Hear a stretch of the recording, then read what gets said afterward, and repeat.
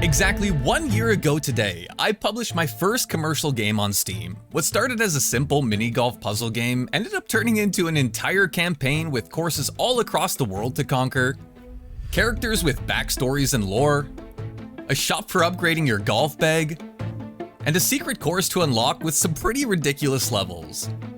You start off as a beginner and compete in various tours across the globe with the goal of becoming the world champion, taking down the notorious timber shrubs.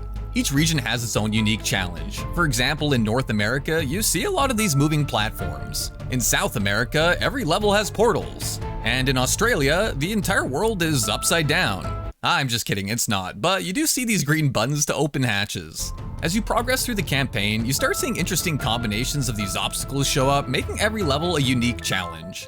Even though we did our best to make Putler as fun as possible for the little experience we had at the time, absolutely nothing could have prepared me to watch players destroy it in every way imaginable.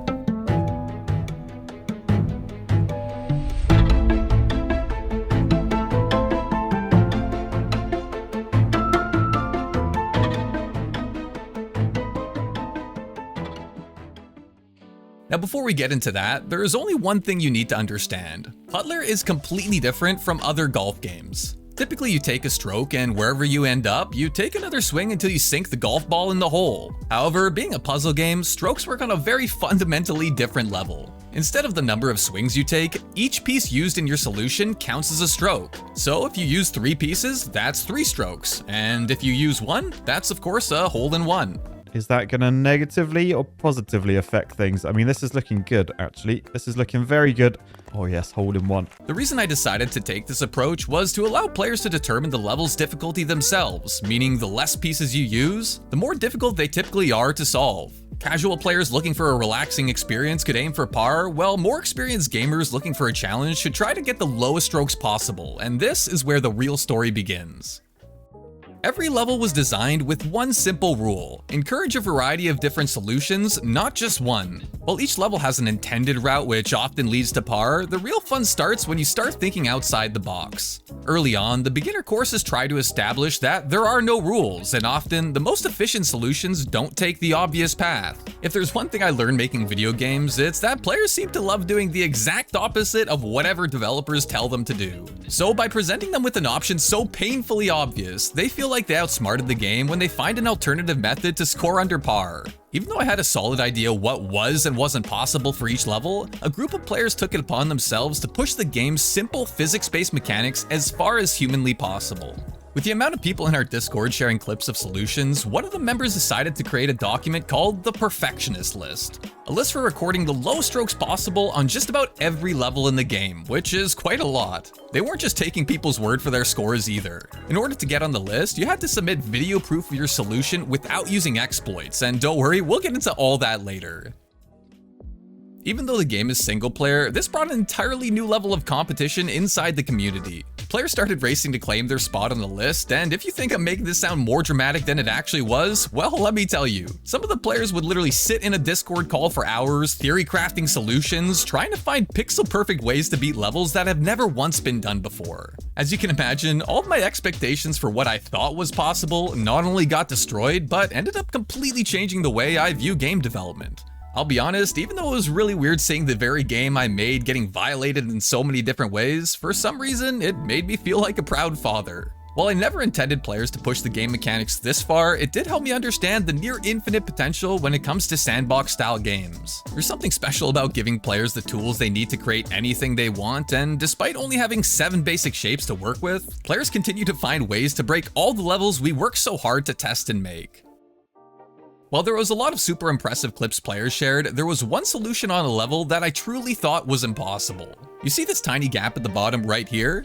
Well, when I designed this level, I originally had this wall extending all the way down into the water, but for some reason, I thought it would be a funny idea to leave a small back door opening right next to the hole. For players, this shot looks very appetizing to go for, but it's a lot more difficult than it looks. To solve this level, you typically need to open this hatch and then find a way to direct the ball into the portal. But one person was able to come up with a solution through this tiny gap without using either of these things. Now some of you might be wondering, how could anyone possibly get the ball to fit through this tiny gap without sinking the ball in the water? Well, believe it or not, this one mechanic, which I called the Titanic,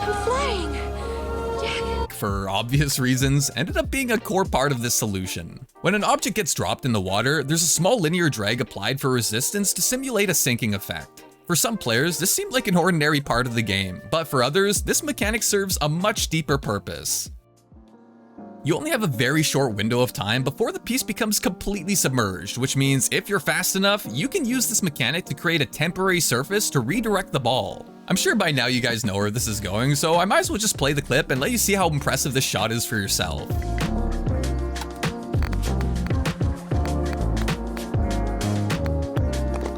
While this might not seem like the craziest clip ever, for myself as a developer, the fact that this level was made with the intent of this solution being impossible made it all that more impressive.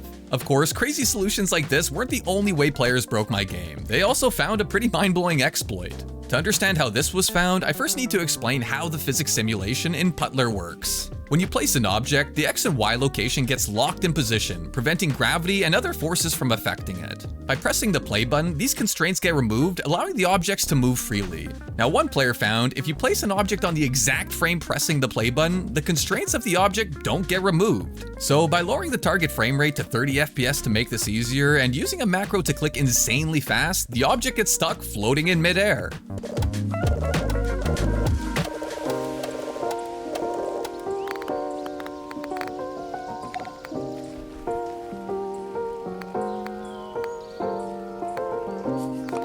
As you can imagine, players had a lot of fun with this, as it opened up the opportunity for so many levels to be solved in ways that weren't possible before. By this point, just about every major mechanic and exploit was found, and as the strokes for each level got pushed lower and lower, players started fighting for a new type of record.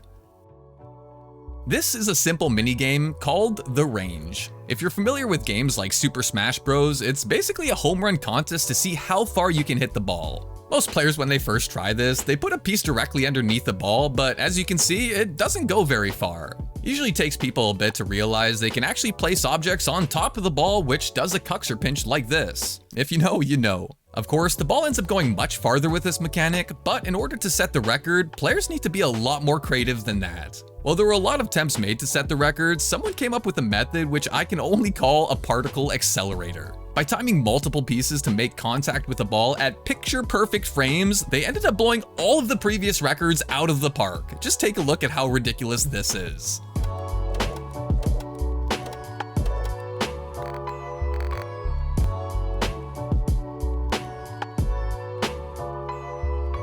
Now, other than hitting crazy shots and setting mind-blowing records, the sheer love for Putler was something I could have never expected as well. I've been told it's one of the best puzzle games some people have ever played, which is really hard for me to comprehend considering this was my first commercial game. There was also a lot of amazing fan art made as well, and even though I don't usually give these people enough recognition, I wish I could more because some of them are so incredibly talented. Another thing is, some players even ended up making mods for the game too. Someone made a VR mod where you could basically see the world and play from directly inside the game. Not only that, but they also made a full body tracking mod using the pieces to follow your limbs, which is just super funny to me. Fun fact, I was actually so impressed with this person's modding abilities and Unity experience that I decided to ask if they were interested in joining the studio as a developer, and now they're on the team and help out whenever they can. So yeah, to all the people that tried our game and gave us a chance, from the bottom of my heart, thank you for supporting us. There's no words to express just how grateful I am. So as our way of giving back, we're adding a brand new course to the base game for completely free called the Bermuda Triangle. By the time this video gets uploaded, the patch is out now, so go check it out and good luck, cause you're gonna need it. If you're looking for a challenge, this is by far the most difficult course in the game yet to date. You can find the link in the description if you're interested, and if you're worried about getting your money's worth, don't worry at all. There's over 250 levels ranging from beginner to absolute nightmare, and if it doesn't end up being your type of game, you can always refund it with no hard feelings. As always, my name's Max Anderson. Thanks so much for watching, and see you beans in the next video.